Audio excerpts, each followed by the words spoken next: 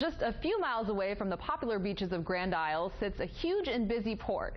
It provides vital supplies to offshore oil platforms, and Port Fourchon is so important to the nation's energy industry that the Federal Energy Secretary paid a visit today. Port Fourchon's executive director told Bill Capo how fast the facility is growing. Up to 1,200 trucks a day roar into Port Fourchon with supplies for oil platforms. 270 ships rush them to 90% of the deep water platforms in the Gulf.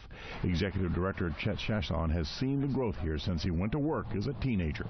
17 years old, I actually started working here for the Port Commission. How small was it? It was very small. It was less than half the size of what it is today.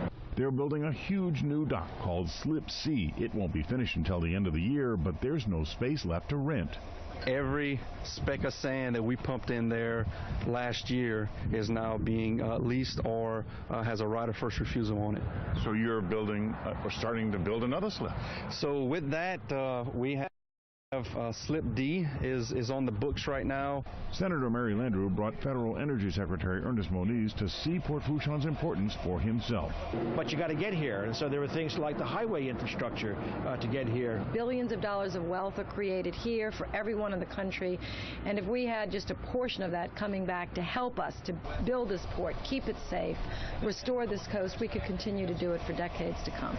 Port Fourchon is a $10 billion operation, and that inspires a lot of competition. Other ports along the Gulf of Mexico would love to have as much of this business as they can get.